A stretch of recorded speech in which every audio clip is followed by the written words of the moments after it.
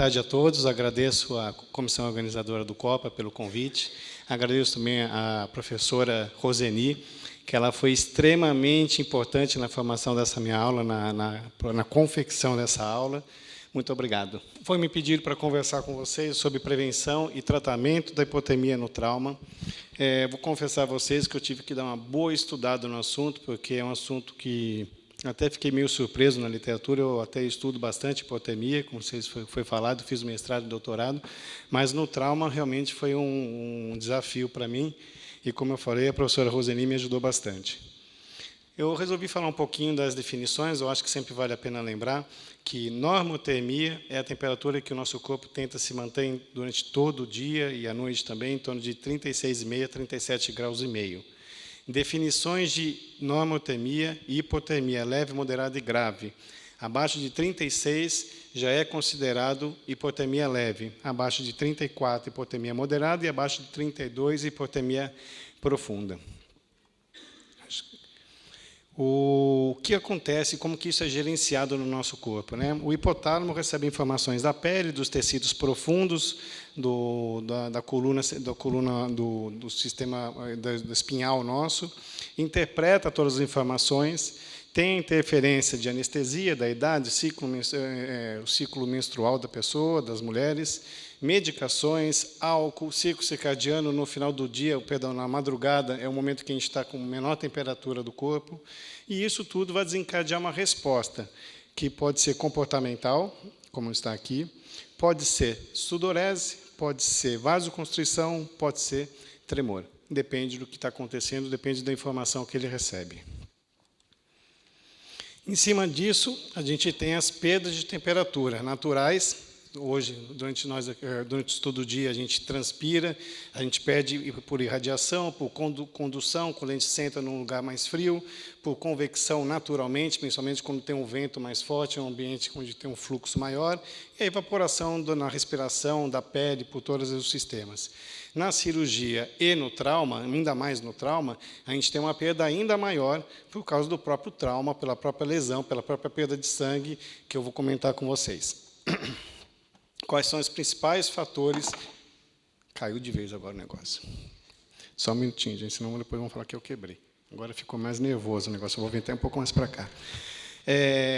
O principal fator responsável com as complicações da hipotermia, o número 1 não é por acaso, é realmente relacionado à coagulação do sangue. Então, o nosso paciente, quando ele está hipotérmico, 20% das vezes ele vai ter alguma alteração no sistema de coagulação e a gente vai ter maior chance de ter que transfundir esse paciente. Segunda causa de complicação, infecção. Em torno de 19% a 20% também, e aumento de infecção no sítio cirúrgico, no sítio onde foi operado o paciente. Por quê? Por vasoconstrição, diminuição da oxigenação tecidual, diminuição da atividade leucocitária local da cirurgia, e isso causa mais infecção. Prolonga tempo de internação, por quê? Porque o paciente fica mais arrastado, demora mais para recuperar, tem todas essas consequências que eu comentei com vocês, então ele tem maior custo, maior tempo de internação, prejuízo para ele. Maior tempo de interação medicamentosa, de recuperação. Acho que todos nós que fazemos anestesia, pode fechar os olhos. Se você abrir os olhos depois que ele acordar, você percebe nitidamente aquele paciente que está normotérmico e o paciente que está hipotérmico. Ele demora mais para recuperar da anestesia. Tempo prolongado no RPA, consequência de toda a metabolização dos anestésicos nossos. E, por fim, não menos importante, o desconforto térmico que muitos pacientes, se vocês perguntarem, se já perguntaram, muitos só lembram que sentiram um frio dentro do centro cirúrgico e falam, ô lugarzinho frio que é esse, hein?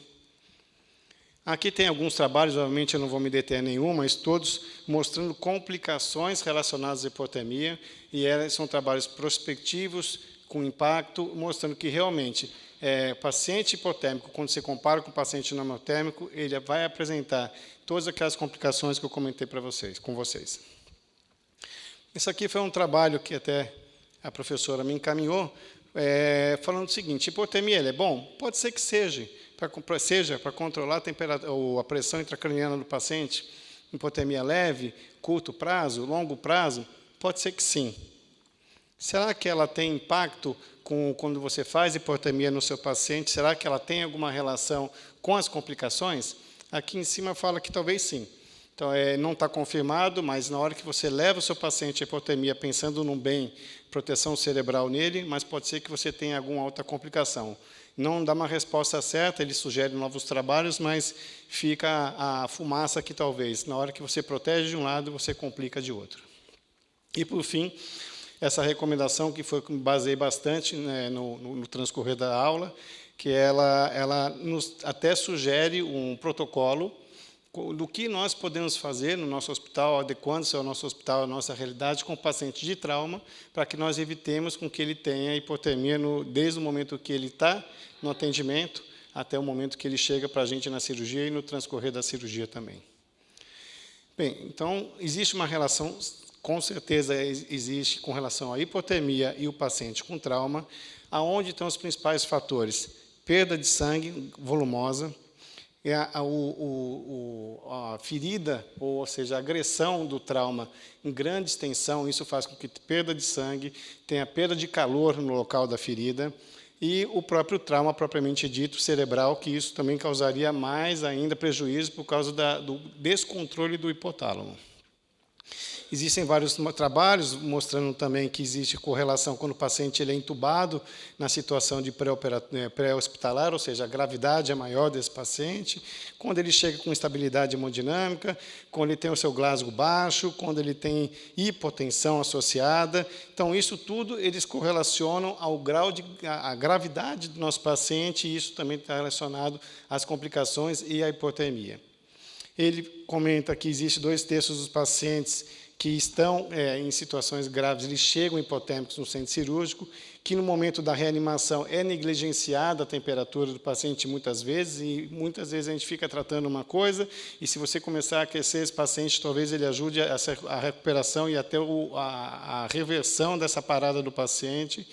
Muitas vezes esse paciente está com a temperatura abaixo de 32 graus de temperatura. Existe, como eu já falei, uma correlação, isso comprovando em outros trabalhos, do desordem ou alteração na coagulação. Então, isso, trabalhos e mais trabalhos corroboram com que trauma, gravidade do trauma e hipotermia. É claro que existe a tríade letal, mas a gente não pode esquecer que a hipotermia ela faz parte dessa tríade e ela tem que ser rapidamente tratada. Fluidos são dos principais fatores também que estão correlacionados ao nosso paciente chegar hipotérmico no centro cirúrgico. É claro, pegou um paciente na rua, sangrando, chocado, soro nele. Que temperatura? Temperatura que está 21 graus, só que nós temos 36 graus. Você infunde 3, 4 litros num soro de um paciente desse, tem um trabalho na literatura que ele fez com um experimento infundindo em voluntários 1 litro de soro. Nesse paciente voluntário, sem nenhuma instabilidade, a cada 1 litro de soro, a temperatura dele abaixava 0,25. Então, se fosse cálculo raso que a gente possa fazer, se fizer 4 litros, ele abaixa 1 grau só pela infusão de soro, fora o trauma que ele teve. Então, o soro é um grande fator correlacionado. Mas o que a gente faz? Vamos andar na ambulância com soro aquecido? Seria legal. Talvez faça parte de um protocolo, e faça parte do protocolo tentar utilizar soros aquecidos, que seria um fator que ele não vai subir a temperatura, mas evitar que aumente a hipotermia do paciente. Então, aqui um esquema com relação a fatores de risco relacionados à hipotermia. O pré-operatório, quais são os fatores? O grau da lesão cerebral, lesão medular, o nível de choque do paciente, obviamente extremos de idade são os pacientes mais graves, as roupas do paciente, sangramento, roupa úmida, também faz com que perca mais temperatura, anestesia no momento pré-operatório, pela própria gravidade e o ato da anestesia, que eu vou comentar com vocês também é importante, a doenças associadas. Aí, quando você entra no hospital, a exposição corporal, quanto tempo que todo mundo que já faz anestesia, o paciente chega no centro cirúrgico, fica lá, sem nada de roupa, e a gente correndo de um lado, passando intracate, outro passando a sonda, e o paciente sem nada, e perdendo temperatura. Então, a gente tem que se preocupar. São pequenos gestos que fazem, atitudes que fazem com que a gente possa recuperar mais rápido a temperatura do paciente. Infusão, novamente, de fluidos, sangue, paciente grandes queimados, obviamente vai ter maior perda de calor, anestesia geral, anestesia combinada. Observação, na fase de observação dos pacientes, vocês vão ver o que eu estou falando daqui a pouco, o tamanho da cirurgia, a extensão da cirurgia, o tempo em que essa cirurgia, ou seja, quando cirurgias maiores, obviamente estão correlacionadas a cirurgias mais graves, né? Tem uma correlação direta. Novamente, ele comenta sobre o aquecimento dos fluidos e que devem ser preocupados. Esse é o protocolo que esse trabalho sugere, em que ele se preocupa desde a fase pré-operatória, intra-hospitalar e aí o tratamento desse paciente de uma forma mais adequada no hospital. Não dá para ver direito? Fica tranquilo, eu fiz um pouquinho, deixei um pouco melhor para vocês poderem ver. Ele coloca como na fase, o nível 1, que seria na fase pré-operatória, o que você tem que fazer com o paciente? A cada 15 minutos, remover as roupas úmidas do paciente, tentar melhorar o meio ambiente do paciente, evitar superfícies frias, aqui ele já fala, utilizar substâncias aquecidas, líquidos aquecidos no paciente, cobertores aquecidos, fluxo de ar aquecido, eu já acho demais na nossa realidade. Quando a gente tem no centro cirúrgico, a gente já fala amém, né? Quanto mais no pré-operatório. Mas ele coloca que talvez seja uma realidade em outros lugares. Quando o paciente entra no hospital, seguir um protocolo de atendimento do trauma, óbvio. Já medir a temperatura do paciente. Se ele se encontra numa dessas 4 temperaturas, o que você faz? Nível 3 de atenção. Esses pacientes com menos de 32 graus, normalmente são aqueles pacientes com acidentes, que eles caem em lagos, caem em situações congeladas, que eles chegam realmente um pinguim no centro cirúrgico, aí você, no hospital, perdão, e aí você talvez tenha que partir para lavagem peritoneal, circulação extracorpórea, atitudes muito mais agressivas.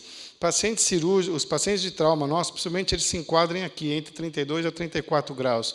E aí você tem que medir a temperatura a cada 5 minutos, utilizar dispositivos de aquecimento ativos nesses pacientes, aquecimento de colchões, o que for possível aquecer, a ventilação e aquecimento dos líquidos também.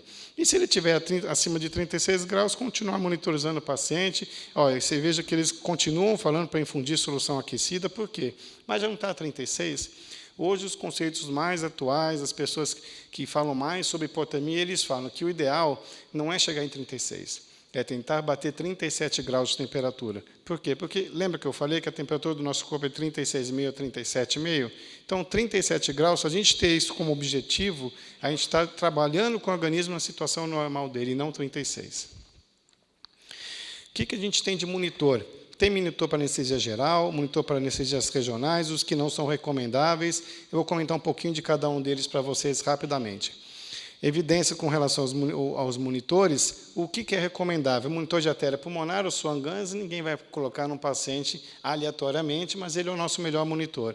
O segundo, que poderia dizer que seria o segundo melhor, o termômetro esofágico, nasofaríngeo, e membrana timpânica. A membrana timpânica não a laser, e sim um probe que existe em alguns lugares que você coloca, deixa e mede a temperatura do paciente. Esse é bem adequado. Existem trabalhos que falam também do termômetro oral. Eu já fiz até trabalho com oral, ele é adequado, funciona bem. Se alguém quiser fazer trabalho, ele tem uma boa acurácia com relação à temperatura. O único problema é que se o paciente chegar, tomou café, tomou alguma substância gelada ou quente, talvez a temperatura não saia adequada, porque a cavidade bucal está aquecida. Existem vários trabalhos na literatura, se alguém tiver interesse, depois eu posso passar para vocês, que falam os prós e contras de cada um desses termômetros. Lembrando que o infravermelho, o termômetro de infravermelho não é adequado. Cada vez que você mede a temperatura, pode sair uma frutinha diferente ou uma temperatura diferente, ou seja, vai ao acaso e ele não é bom. Ele aqui novamente, o que devemos usar é o termômetro esofágico e o oral, esse daqui, que alguns hospitais aqui no Brasil já estão usando. Lembrar que o termômetro de parede, o termômetro de ambiente, deve ser utilizado, mas ele não deve ser utilizado como um quadro, como foi feito aqui. Olha a temperatura que está. Isso foi comigo, fazendo anestesia no centro cirúrgico, no eixo da Paulista, um dos grandes hospitais que nós temos em São Paulo. Olha a temperatura da sala. É um quadro, não serve para nada, ninguém está nem dando bola para ele. Tem um termômetro também hoje que está sendo utilizado, e eu acho que ele tem um bom espaço para o trauma, que é o termômetro que fica na região temporo-frontal, e nesse é de uma empresa que chama Spot On. É um termômetro que ele pode ser colocado desde na situação antes da cirurgia, durante a cirurgia, e o mesmo termômetro fica alocado no pós-operatório. Eu já estou começando um trabalho dele aqui no Brasil, e a gente tem bastante expectativa que ele funcione bem, porque ele mede a temperatura central do paciente de forma bem próxima ao Swan-Ganz e o esofágico. Com relação, novamente, agora no ambiente cirúrgico, o paciente vai para a cirurgia, o que acontece com esse paciente? Só ela por si só já leva à hipotermia do paciente. Hoje a gente sabe por estudos que em torno de 1 grau a 1,5 graus ela já causa isso só na primeira hora de cirurgia. Vai piorar ainda mais o meu sangramento. E qual é a ideia hoje? Paciente politrauma, se você tiver condições de usar 2 dispositivos de aquecimento, perfeito. 2? Eu não tenho nenhum, então usa 1. Não tenho nenhum, mas nenhum mesmo, então cobre o teu paciente, sobe a temperatura da sala, usa soro aquecido, e cada um tem que se acudir do jeito que pode, mas tem que pensar em voltar a temperatura do paciente o mais rápido possível à normotermia. Lembrar, por que acontece tudo isso só com a nossa anestesia? O hipotálamo ele funciona controlando todas as informações que eu comentei com vocês. Quando o paciente é anestesiado, ele continua funcionando, mas de forma um pouco menos competente. E aí ele não consegue manter a temperatura adequada do paciente. Depois eu te passo, se você quiser. O que acaba acontecendo com o paciente é que ele acaba tendo uma vasodilatação no intraoperatório pelo não controle do hipotálamo, o contrário, não segura mais a administração da temperatura do corpo, e a temperatura central, quando a gente estava acordado, que era 37, vai para 35. Para onde foi essa temperatura? Para a periferia, e da periferia para o meio. Ainda mais quando ele sangrou, vai mais ainda para o meio. Isso é o que acontece, é uma figura clássica com relação a quem estuda a hipotermia. Primeira hora de cirurgia, segunda hora, uma queda bastante acentuada da temperatura, principalmente pela redistribuição de calor que eu comentei com vocês, do compartimento central para o periférico e aí para o meio onde nós nos encontramos. Existem vários dispositivos relacionados a manter o paciente normotérmico, tanto de fluxo de ar aquecido, aquecimento de fluidos, colchões que você colocar elétrico, de água, todos eles têm o seu lado bom e o seu lado ruim, como mostra nesse trabalho também. Não é o foco da aula, mas eu preciso mostrar para vocês que, se vocês tiverem interesse, tem os seus prós e contras todos. Não tem nenhum santo. Cada um tem o seu lado bom e o seu lado ruim. Esses são alguns dispositivos de fluxo de líquidos aquecidos, os colchões elétricos. Esse é um dispositivo de fluxo de ar aquecido que eu aconselharia, se vocês tiverem condições de usar no trauma, porque ele acaba envolvendo todo o paciente. E o próprio paciente do trauma é um paciente que às vezes, você vai ter que usar tórax e abdômen. Você fica sem muito acesso para poder colocar aquela manta por cima, que nem essa daqui no paciente. Então, se você tiver condições, em grandes traumas, talvez esse seja a melhor, o fluxo de ar aquecido que você possa usar. Tem vários trabalhos mostrando também o grau de recomendação. O fluxo de ar aquecido tem uma confiabilidade bastante grande nos trabalhos realizados, e a gente pode utilizá-lo com bastante tranquilidade. O fluido de ar, líquidos, ele tem indicação quando você infunde mais de 1.000 ml por hora. Menos de 1.000 ml por hora, o que eu faço? Numa cirurgia normal, você não precisa aquecer o soro. Você pode usar o soro na temperatura ambiente, mas você acabou de falar que esfria o paciente em grandes infusões. Infusões normais, 500 ml por hora, não se preocupe. Mas se eu esquentar o soro? Pode esquentar. Quanto tempo que vai demorar para ele infundir? 1 hora, 500 ml, ele perde a temperatura pelo equipo dele. Então, nada adiantou o teu esforço. Existem trabalhos mostrando qual é o melhor caminho para evitarmos a hipotermia no nosso trauma. Tentar desenvolver no nosso hospital protocolos, como aquele que eu mostrei para vocês, no atendimento pré, intra e pós-operatório do paciente, e aí a gente pode treinar uma equipe, treinar todos, para que a gente não nos esquecemos do resto, mas que a gente tenha a hipotermia também como um dos focos de preocupação. Um exemplo para vocês, nossa senhora, como ficou, que beleza. Esse foi um trabalho que é um exemplo de protocolo que foi feito na instituição que eu trabalhei, que é um protocolo de evitar a hipotermia no centro cirúrgico, com uma equipe de enfermagem, equipe de cirurgiões, equipe de anestesistas. Então, assim, é difícil, exige dedicação nossa, educação continuada, mas não é nada impossível. Basta a gente ter vontade, a instituição que nós trabalhamos ter interesse também nisso, que a gente consegue criar protocolos e desenvolver, e isso com certeza vai para uma melhor para o paciente. Por fim, a hipotermia é considerada um fator de risco, sim, para a mortalidade do nosso paciente. Ela tem interrelações com função cardiovascular, coagulação, acidose, comprometimento respiratório. Os pacientes de trauma, eles são pacientes que exigem a nossa maior atenção, porque ele tem uma perda, por tudo que eu comentei com vocês já, a incisão, o trauma propriamente dito, grande quantidade de fluidos, o ambiente, o modo que ele veio. Todo dispositivo que você tiver é bem-vindo para a realização, e nós temos que acreditar na padronização, em criação de algoritmos, protocolos, que é isso que vai fazer com que o nosso paciente tenha um melhor resultado no pré, intra e pós-operatório. Muito obrigado.